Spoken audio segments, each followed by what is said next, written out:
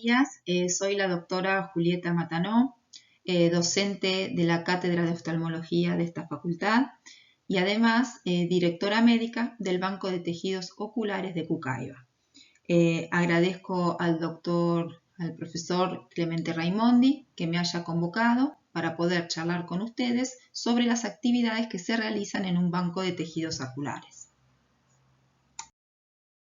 Función del banco de córneas, la recepción, la evaluación, el procesamiento, la conservación y la distribución de las córneas para implante.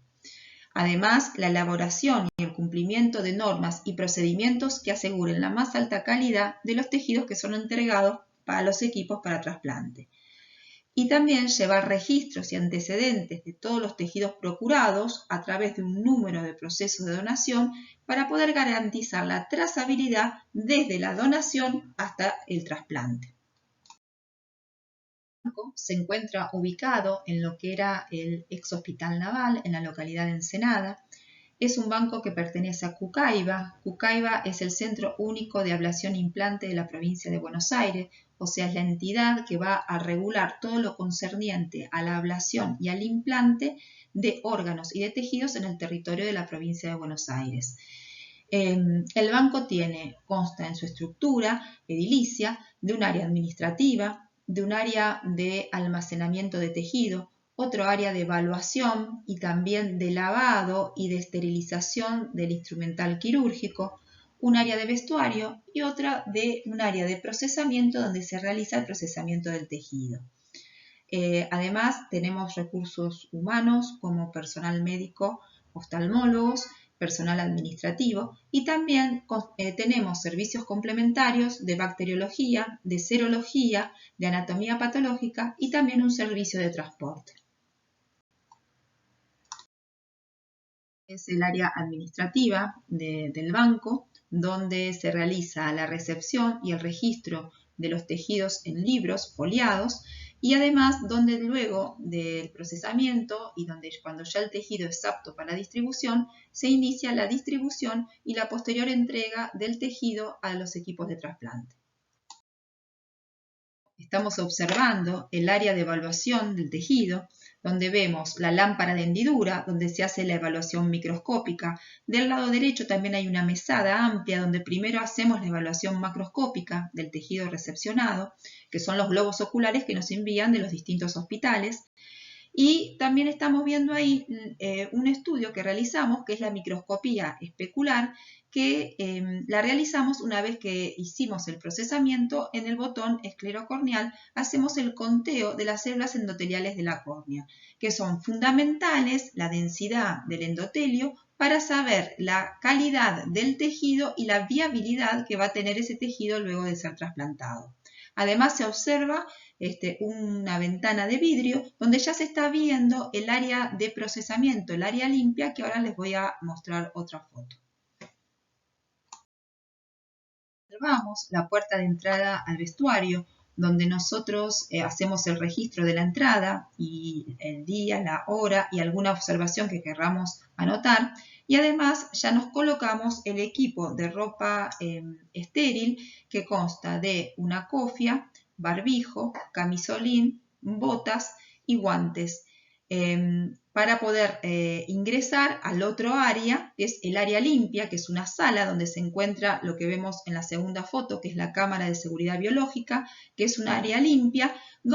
que consta de un filtro de aire con una presión positiva hacia afuera para garantizar la calidad del ambiente.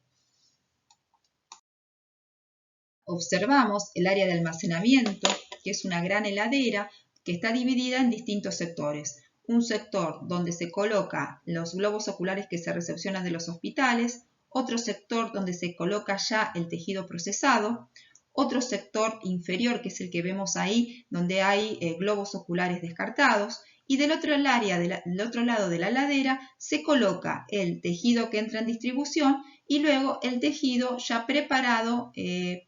ya fue asignado y que ya está preparado para ser retirado por los equipos de implante. Conocer la situación de la lista de espera de córneas para trasplante. A nivel nacional hay una lista de espera de aproximadamente 2.800 pacientes que necesitan córneas para poder hacerse un trasplante y de los cuales de esos 2.800, 1.800, más del 50-60% corresponden a pacientes de la provincia de Buenos Aires. Paciente fallecido en un medio hospitalario puede ser un potencial donante de tejido corneal. Las córneas, o sea, los globos oculares, se obtienen de operativos multiorgánicos que se realizan en pacientes con muerte encefálica, donde se hace la extracción de los órganos y posteriormente al clampeo se hace la extracción del globo ocular. O pueden ser también globos oculares de pacientes que han hecho un paro cardiorrespiratorio y en el cual tenemos un determinado tiempo para poder hacer la extracción del globo ocular. Para seleccionar un posible donante de tejido corneal, hay criterios que son muy importantes. Uno es la edad del donante, se toman donantes mayores de 2 años y menores de 70, el tiempo transcurrido desde la parada cardíaca, tenemos hasta 6 horas si el cuerpo no fue refrigerado, o si luego de la parada cardíaca y dentro de la primera hora se coloca el cadáver en una morgue refrigerada, tenemos una extensión de 12 horas para poder hacer la ablación, que en realidad es la enucleación del globo ocular. Importantes son los criterios absolutos de exclusión que tenemos que tener en cuenta, básicamente los relacionados a la posibilidad de transmisión de enfermedades de donante a receptor. Por ejemplo, una muerte de causa desconocida, una imposibilidad de tomar una muestra de sangre para poder realizar la serología del donante, causas infecciosas que pueden transmitirse del donante al receptor, o procesos hematológicos malignos que también tienen un potencial de transmisibilidad importante. Como les decía en la otra diapositiva, procesos infecciosos, serologías positivas, principalmente para hepatitis B, hepatitis C, para HIV, para Chagas, brucelosis, enfermedades activas como pueden ser por herpes simple, por herpes zóster, intoxicaciones donde el elemento de intoxicación puede ser transmitido al receptor. Todas esas son contraindicaciones al tener en cuenta para hacer la selección del posible donante de tejido corneal.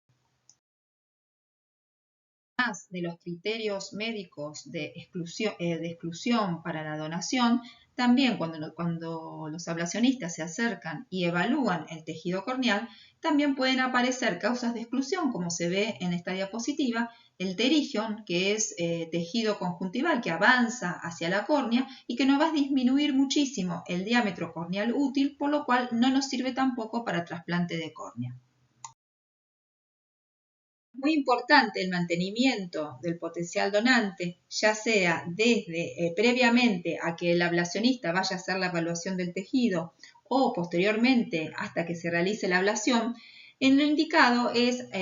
ocluir los párpados y colocar sobre ellos gasas húmedas, humedecidas con solución fisiológica y elevar la cabeza entre 15 y 45 grados y si es posible colocar lubricantes antes de hacer la oclusión. Antes de ablacionar es muy importante constatar la causa de muerte, el tiempo transcurrido desde la muerte y que estén firmados el acta de donación, el certificado de defunción y la autorización del juez en el caso de que haya intervención judicial. Fundamental también la toma de la muestra sanguínea de 5 o 10 centímetros cúbicos que se colocan en un tubo seco, bien rotulado con el nombre y apellido del donante. Esta toma de muestra es fundamental porque con ella vamos a realizar las pruebas serológicas, estudios de HIV, HTLV, BDRL y FTA para sífilis, hepatitis C, hepatitis B,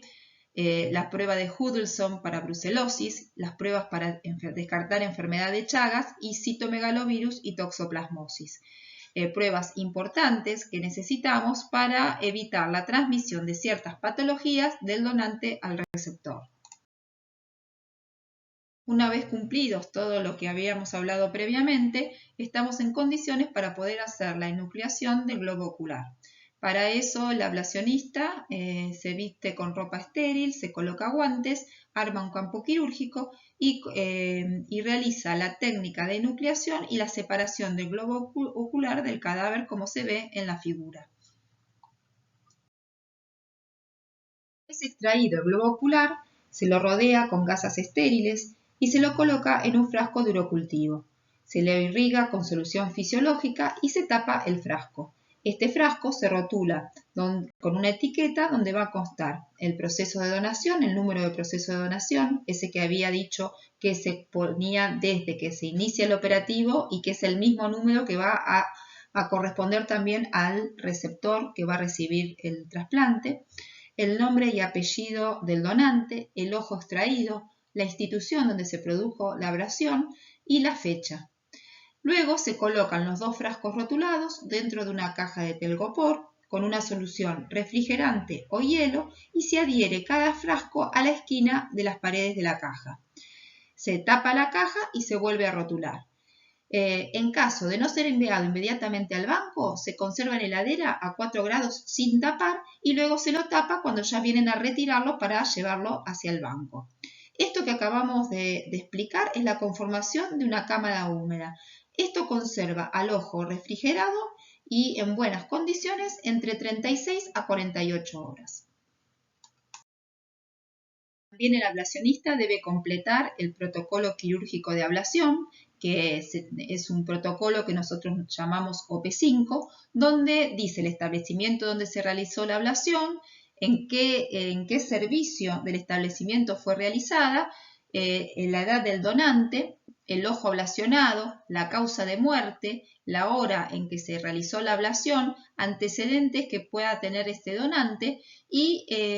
también el nombre del ablacionista y su firma. Y además tiene un esquema donde el ablacionista puede dibujar cualquier elemento que haya evidenciado previo a la ablación.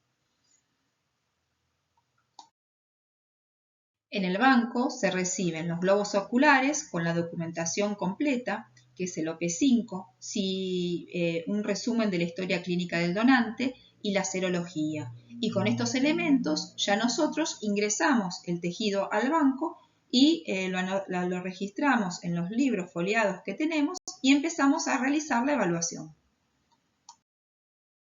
Se realiza una evaluación primero macroscópica para observar algún elemento macroscópico, alguna opacidad, algo que ya nos descarte la utilización de ese tejido para trasplante, y también una evaluación microscópica que realizamos en la lámpara de hendidura, donde vamos a observar las características de la córnea, especialmente si hay edema en el epitelio, cómo está el estroma, si hay edema, si hay opacidades, si hay cuerpos extraños, si hay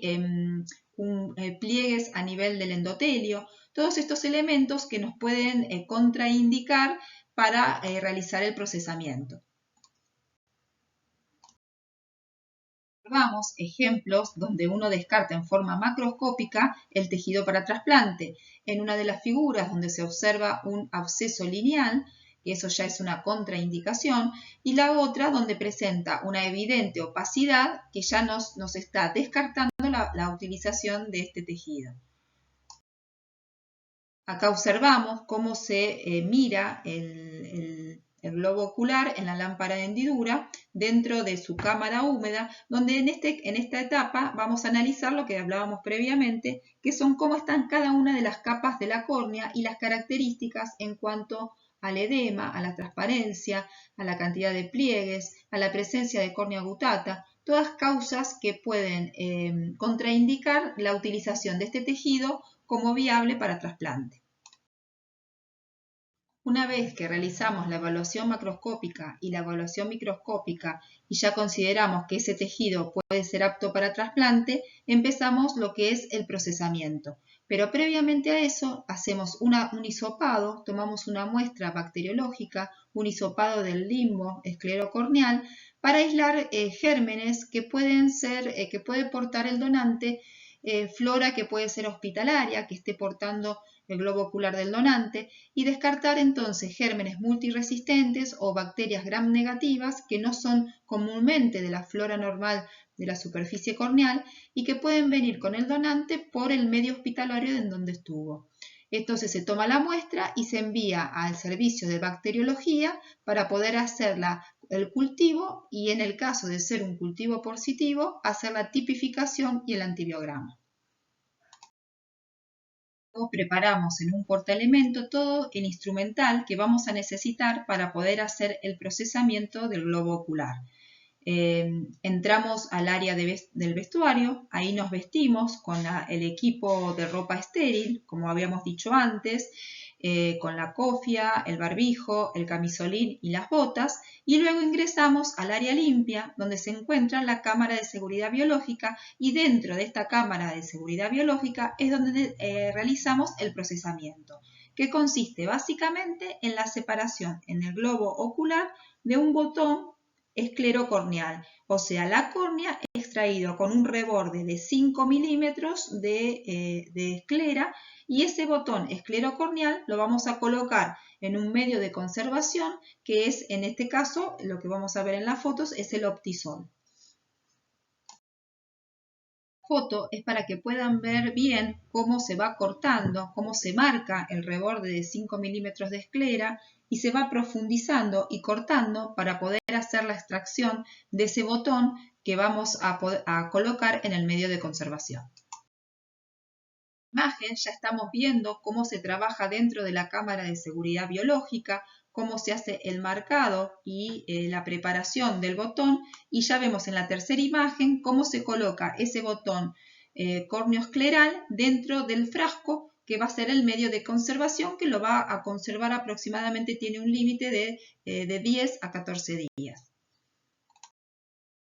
Además de hacer el procesamiento de la córnea para trasplante, también lo que hacemos, preparamos escleras, hacemos el aislamiento en el globo ocular de la esclera y la conservamos en frascos de urocultivo con alcohol al 96%, que se conservan 6 meses para ser utilizadas como parches biológicos, por ejemplo, en el uso de ojos perforados.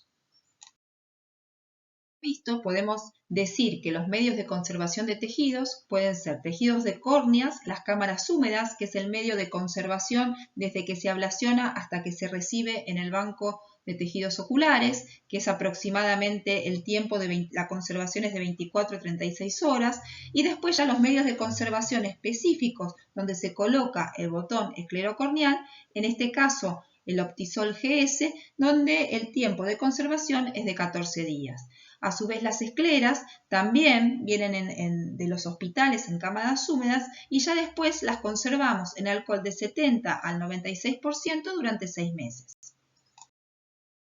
Una vez extraído el botón esclerocorneal y colocado en el medio de conservación, lo que hacemos es volver a evaluar el tejido en el microscopio,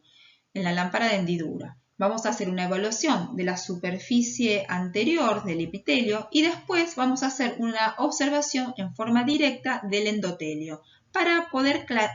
calificar al tejido en una forma subjetiva en base a la transparencia, al edema epitelial, a los pliegues, al edema estromal y a la presencia o no de gutata en un tejido de una calidad excelente, muy buena,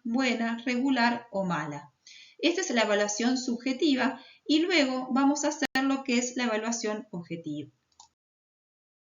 La evaluación objetiva se realiza en el microscopio especular, como estamos viendo. Esto es un microscopio especular exclusivamente de banco de ojos, donde tiene un soporte donde nosotros podemos colocar el frasco del medio de conservación con el endotelio dirigido hacia el lector, y entonces lo que vamos a obtener es la visión de las células endoteliales y vamos a poder hacer el marcado y la evaluación de la densidad de células endoteliales que tiene ese tejido. Fundamental para poder garantizar la calidad del tejido. Y esto nos va a dar una medida objetiva que, sumada a la medida subjetiva previa que habíamos hecho de la evaluación en la lámpara de hendidura, vamos a poder calificar al tejido en un tejido excelente, como decíamos hoy, desde excelente hasta malo.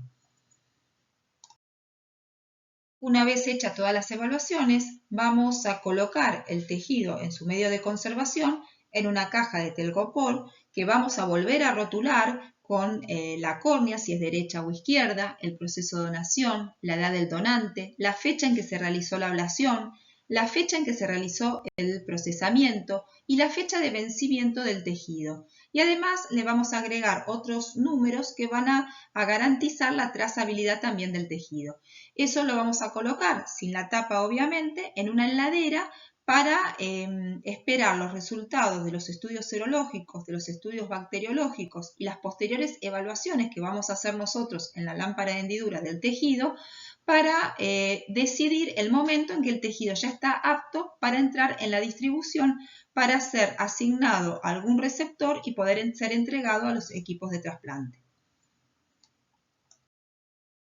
Una vez que se inicia el proceso de distribución, aparecen listas donde está el orden de todos los pacientes que están esperando en lista de espera para el trasplante de córneas. Ese orden se basa en la antigüedad de la inscripción en lista de espera y además en relación a la situación clínica del paciente. Tenemos la situación, las primeras que aparecen es la situación clínica de urgencia, que son córneas que corresponden a pacientes perforados o que tienen un absceso corneal que no ha tenido respuesta a múltiples tratamientos. Y luego de las urgencias aparecen las córneas tipificadas, que son pacientes que tienen que tener un retrasplante, o sea que han tenido un primer rechazo al trasplante. Y luego por debajo aparecen los pacientes pediátricos. Los pediátricos son los menores de 18 años. Todo eso aparece primero a nivel nacional, después regional y después provincial. Y luego aparece la situación clínica de ceguera, que son los pacientes que tienen menos de 1/10 de visión en ambos ojos, y por debajo de estos aparecen los inscriptos en situación general, que son todos los demás pacientes que necesitan un trasplante de córnea. Esto también, estas dos últimas situaciones aparecen primero en la región que hace la apertura de la lista. En el caso en la provincia de Buenos Aires aparecen los pacientes de provincia de Buenos Aires, luego aparecen los de la región pampeana y posteriormente todos los de la región nacional. Uno empieza a hacer la distribución por orden y le ofrece a los equipos de trasplante el tejido, indicándole las características que tiene el tejido. Si se acepta el tejido, se coordina la logística para el retiro del tejido del banco por los encargados de los equipos de trasplante o una tercera persona con autorización que designen los equipos para retirar el tejido y poder llevarlo a los centros donde se va a realizar el trasplante. El trasplante de córnea consiste en el reemplazo de la córnea del receptor por una córnea donante. El reemplazo de la córnea puede ser total, de todo el espesor de la córnea, es lo que se llama un trasplante perforante, o puede ser de alguna de las capas de la córnea, que es lo que llamamos un trasplante lamelar. Acá en la foto vemos por un lado la córnea del receptor con un proceso de absceso y cómo después del trasplante del botón de la córnea donante, cómo queda con la sutura a los 360 grados del trasplante de córnea.